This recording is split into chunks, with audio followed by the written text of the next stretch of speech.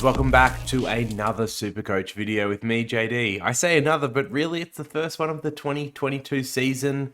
Herald Sun have finally made me buckle and sign up for gold. I am a super cheapskate, and I normally try and do almost Supercoach without it, but I am very keen to start putting a team together, and of course, I guess now, given I'm doing like a little bit of the old content stuff, got to have access to gold. I can't be a full month behind in the preseason. So here we go. I've seen a lot of teams already, but I guess like we're gonna go through mine from scratch and kind of build it on the fly, so you can hear some of the thought process and some of the picks, and maybe we'll adjust it up and we'll see some of the players I'm kind of tossing up between. But like we'll preface this with it's really hard to make these teams at the start of the year for a couple of reasons. One, you're going to get injuries through training camp, which obviously drops out some of the people you're interested in now. Two, you're going to have people emerge through training camp. You're going to find out they've got new roles, they've had great preseasons, and of course, like that's going to affect or change your team. And thirdly, and most importantly, the thing that dictates structure for your Supercoach teams should be the rookies. And the reality is we know nothing about the rookies at the moment. Who's going to get a spot, who isn't. So it's all a little bit of guesswork, but it is a bit of fun. And you just got to keep in mind that ultimately your structure does need to bend to the will of the rookies. And that means that we're going to have to potentially cut people we like. But with that said, let's get stuck into it. So for defense, there's a few good options here, like Lloyd's obviously great. I think your highest averaging defender, again, it wasn't even a particularly great year for him. People are picking him based on Dawson leaving.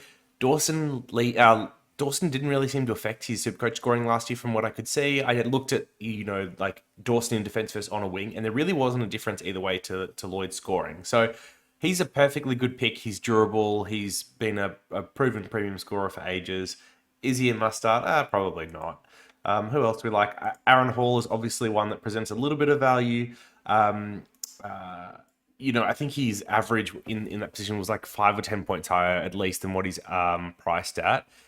Now, he's 31, I believe, this year, and he's obviously got a history of injuries, even though it has been a little bit better lately. And the role last year was unbelievable. So do we think North is going to play that chip-to-chip style in the back half, really possessive football? Is that genuinely the game plan for them, or was that just a function of an inexperienced team kind of trying to stem the bleeding and have some time in possession? I think that's the hard part about picking Aaron Hall. So this is like one that like I'm interested in because there's value here if we see a repeat of last year, but like it's not a must start. Stewart, avoid because of the Liz Frank injury. That was just a really hard one to come back from. Crisp, if he was moving into the midfield full time, that would be interesting, but it doesn't sound like he will. He's obviously super durable and had his best year by far last year. Dawson, like one that could be interesting depending on where he plays in the Crows team. So like he's a watch. Jordan Ridley's the other one that like I'll probably definitely start. We saw him start with like a 120, 130 average at the start of last year before he picked up a little knee niggle and also had the concussion. So he can definitely pace this performance. And like the other big thing, which I mentioned in the free agents video, was Jake Kelly being picked up by Essendon. That means Jake Kelly can play those lockdown roles on important mid to small forwards like your Papleys and your Greens, which frees up Ridley to play that intercepting role. So I think Ridley's a really good choice. I know it's a bit of an Essendon homer pick. Short's probably another one you could consider on the cheaper end. And of course, Lockie Whitfield, who will definitely be starting. He's obviously like plays for GWS, which is a big cross. He's got injury history, which is a big cross. A lot of it though, it just seems to be unlucky. It's not soft tissue. It's contact injuries. But at this point in his career, he's had so many. It's like, is it unlucky or is it just like the way he's built that he can't kind of handle the 22 games of AFL season? I think regardless, like given his price, his scoring potential, like he can go 120. He's a hard one to get away from, and just definitely one you don't want to be caught without. So I'd say like he's probably my most likely defensive start. Ridley's a good pick, and then maybe like Hall or Jake Lloyd as a top price one here. Like I think these are all good options. I could see people throwing in Short. I could see people throwing in Dawson, maybe Crisp. Yeah. And then we need some rookies. I think from memory, there's not too many mid prices in defense this year that like look of. So let's like fill up some ones. Gould, like the one that gets talked up every preseason but does nothing. And once again, like these rookies are a bit of a guess. We really don't know what's going to happen yet. De Koning is another one that has been talked up to get games. Um, why can I not think of more defensive rookies? Oh, Kelly from Collingwood. I mean, if he gets a roll down back, then that would be great. Although I have heard that he has been training in the forward line again, which is not so good. Um, could look at like I don't know someone like a Garrett McDonough, which I don't even know how to pronounce his surname, which is pretty bad. So that was the mature age defender that Essen picked up. Like he could be an interesting choice. Sam Skinner is the one from Port as well. So he's a ex Brisbane player that's been picked up to play presumably defense, where Port's a little bit short. So he's one that could get games and potentially have some pretty decent job security. I think the other one I've seen bandied about is Dean. So let's get rid of him. So Dean from Collingwood. I mean, that's a cheap option. Maybe it's unrealistic. So yeah, I don't know. There's some rookies that you could play around with for now, but obviously these are all going to change. In the midfield, so this is like a pretty tricky one, I think. It potentially is going to make or break teams, or it could, kind of all come out in the wash and it didn't really matter. But I think the obvious starts for me here are Tom Mitchell and Lockie Neal, wherever he is. So the best picks in Supercoach have three things, right? Durability, premium scoring, or like a history of premium scoring, and they're priced cheaply. But the reality is, like, these players don't come along very often. And I think Tom Mitchell is the closest thing we get in the midfield to that is this year. His only injury history has really been that broken leg, which he missed a full season for, but outside of that has had no problems playing the last 22 games. He's obviously got premium scoring history. He's an absolute pig, and he's priced below where he could be at, especially given his back half of last year. And if you believe that it takes about 18 months to get over that broken leg and really get back to your best, then that kind of lines up with where his scoring came from. And there's no reason why he couldn't carry that on this year. The big risks are it's a new coach, and of course, even though they share the same name, you think they'd look after each other. Mitchell's got to stick together. And also, like, it's a younger rebuilding team, so maybe he struggles without some of the support that he's had in the past. It's a bit hard to say, but I think those would be the only knocks on Mitchell. And then Lockie Neal, everyone knows what he can do. He can kind of get to that 125, 130 average, priced at 100. He seems to be over his niggles and injuries from last year, back in really good form in the preseason when it comes to shape. So obviously it's a monitor to see if he gets through, but I think these two are the value midfielders that can easily get into that top eight and maybe even push higher than, fringe, but actually be at the top. So I like both of them as options. I must say, like, in general, there's no one in the top eight that I particularly dislike. Walsh is probably one I'm going to start just because ultra durable, gets 22 games each year. He's still improving. He's got that upside. His endurance is amazing. And I think the additions to Carlton's midfield probably help him rather than hurt him. And I don't really see them robbing points from him. It's just like impossible to replicate what he does. So yeah, I really like it as an option. I would say like Jared Lyons is probably the one from the top eight I would avoid. But I said that last year and he finished top eight again. So I don't know. Maybe my anti-Lions bias is not a good one when it comes to Supercoach. Laird was great. I'm not that interested. I think Parrish is obviously somewhat interesting because he didn't play midfield for all of last year. The start of last year, he wasn't in that role. So, there's potentially some upside in his price, but you do have the likes of Shield, McGrath, Caldwell coming back, and then we recruited Hobbs as a youngster as well. So potentially there are more people coming through the midfield, and that means that Parrish does split his midfield time up a little bit more. So maybe someone to consider, but also like could be a bit of a trap. I think at the top end, like the three that many will consider are McRae, Steele, and Oliver. And I think these three are all similar pick this year. So they're all good age range. They're all durable. They've all got premium scoring history. McRae probably more so than the other two. They just all seem like good, safe picks that they're not going to give you much value beyond where they are, but they're probably not going to hurt you either. And I think like it probably just comes down to which one you like the most. Do you like the fact that McRae's done it for like 4 years in the top, few in Supercoach? Do you like it that like Clayton Oliver still kind of has some upside at his age with him developing? He's come back leaner this year, working on his running.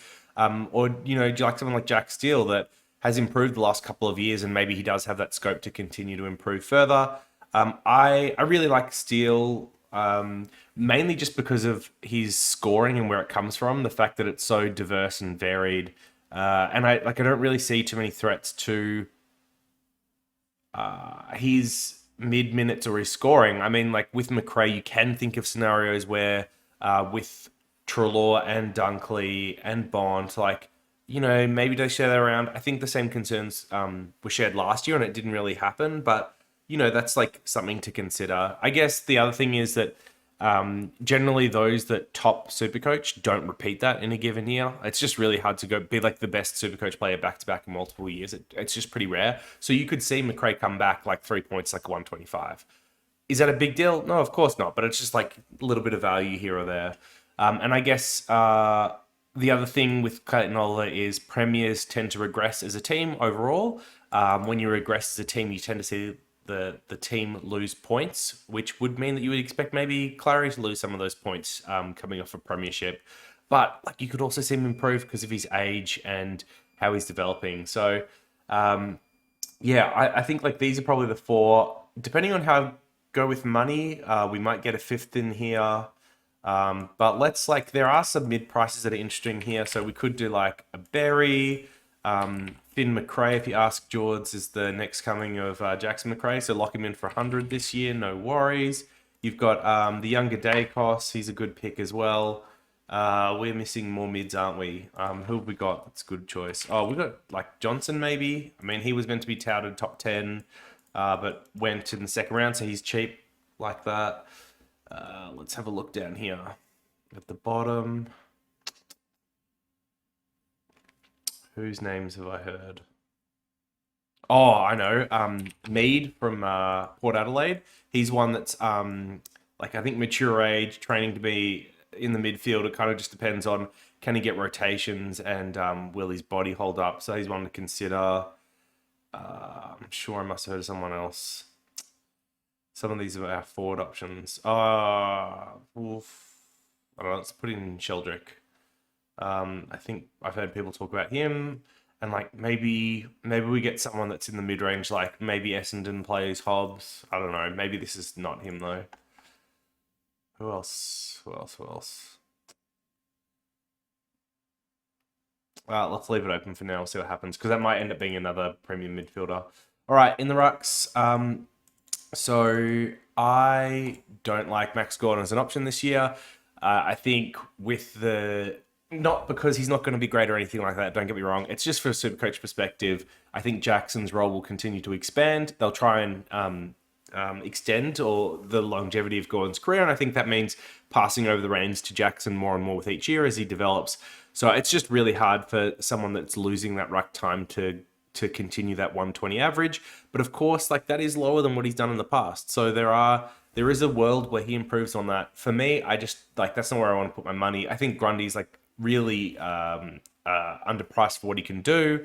Hoping that the change of coach, as well as he's another one of those ones that have come back lighter this year, could help him. And he obviously missed out on some points with injury this year, which is like neck nerve one, which is weird. I guess like there is some chance it happens again because it had been a previous injury. But it's also like not a soft tissue injury, so it's one of those ones that's a bit hard to worry about too much. And then Darcy is the one that, I mean, he's injury prone, which is a little bit of a worry. And if we're picking someone like that, I want to make sure we have a ruck three, just to the cover in case we do miss a game. And he had lots of games where he didn't finish out. He was getting extensive work on the bench. But his tear home last year was insane. It was that 130 scoring that we've seen from Gawn and Grundy in previous years. He's someone that's coming into his prime. Freo as a team's improving. They've got some great mids. They've got Fife coming back. So he just seems like someone that could average at 130 this year and be a monster. And you know, like we'll of course with every preseason we always see teams play with like the mid price R2 option, and I think Darcy's the type of ruck where your mid price like a Bruce or a what's the Hawk's name? Oh no, it's gonna bug me. There's not that many here. I should be able to find them quickly, right? Yeah, Max Lynch.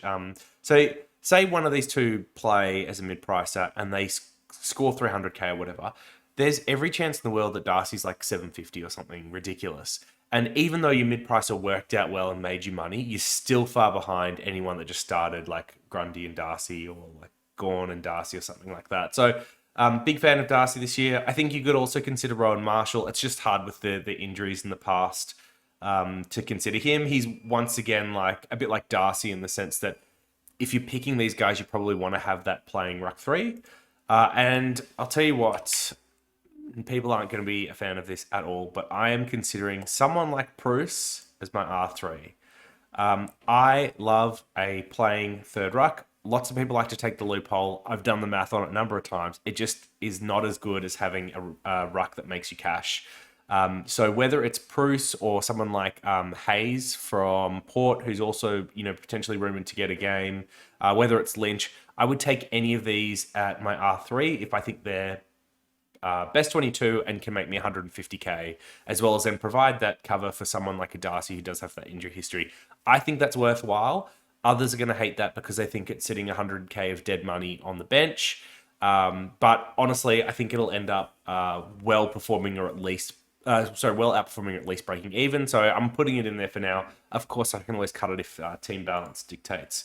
All right, forward line. I mean, we always start Dunkley. This is just a no-brainer. Even though he was injured last year, his scoring at the start of last year meant that you won.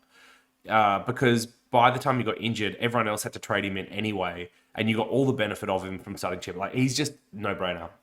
The next one that I really like, and I mean, forwards are interesting this year. Once again, as always, the rules are pick forwards that don't play forward, pick forwards that play midfield or defense. So like Duncan, Taranto, these are players that if they're playing lots of midfield, then like we can start them as in our forward line this year. This is great.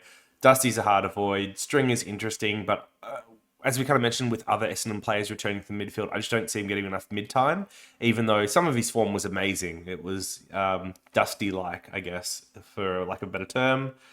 Trelaw is probably someone we avoid as well. Side bottom's washed. I wouldn't touch him.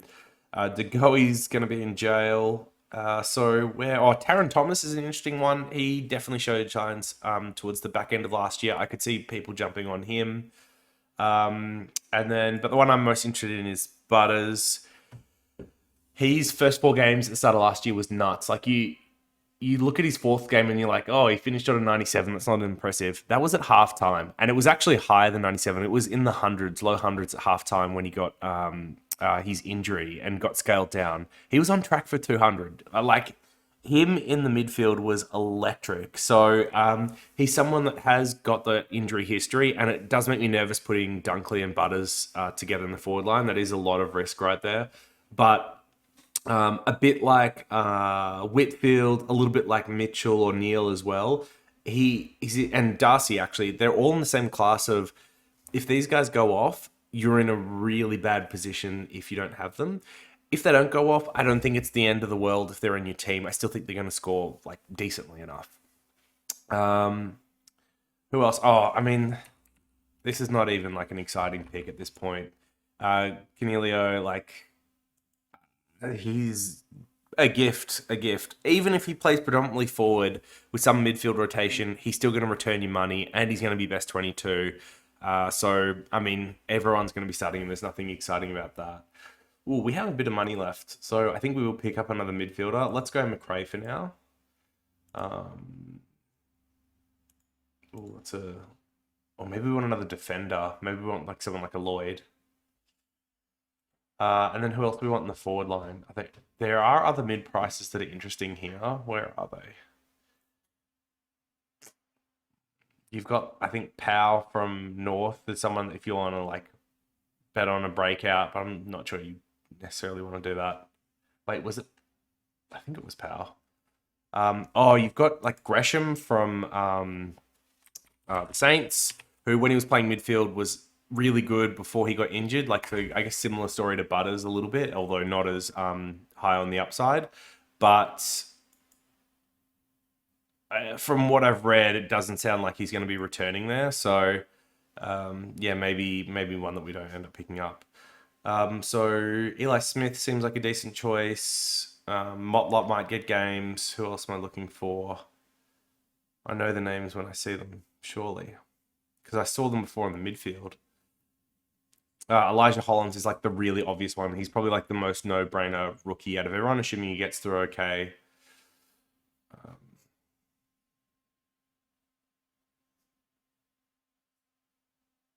I'm actually running out of names. That's a worry.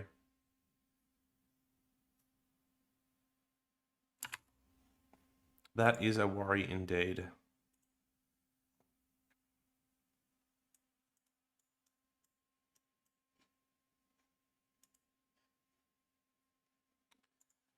Let's just put in a couple of placeholders then, rather than holding this up as I try and like rack my brain for who are the good rookies. I'm sure there's like really obvious ones that I'm missing. Let's put in Phoenix Spicer, just like one of the best names you could ever have. So I think it deserves a spot. And then what's the Butler, the brother of the other Butler? All right, so here we go. We've got 200k left. Like interesting spot here. Do you know what? We probably ditch someone like Berry, and put like another rookie in, and I'm just gonna pick anyone that's like at a decent price. Oh, I'll like Draper. And then we probably put it on someone somewhere else.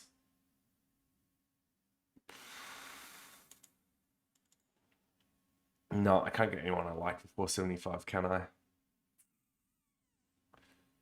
Let's just save here so I don't accidentally delete stuff. Is that Gould that I had? I think it was. Yeah, see, and this is the problem with Bruce, right? So if I take out Bruce, put in Hayes, and then I can actually like turn someone like Will Kelly into like a Jordan Shaw. How far off am I? Far. Lloyd, 30k. We're gonna make 30k. There's no way that I really want to make. Oh, like I could drop one of these ones in the midfield. I don't really want to do that. Yeah, it's tough. Oh, actually, I think it's like if I do something like that.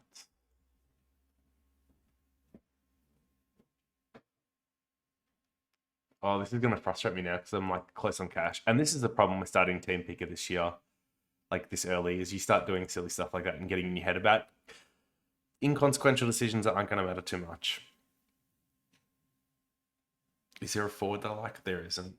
Okay, well, I think I'm going to reverse back out. I think Bruce is probably going to end up being my R3.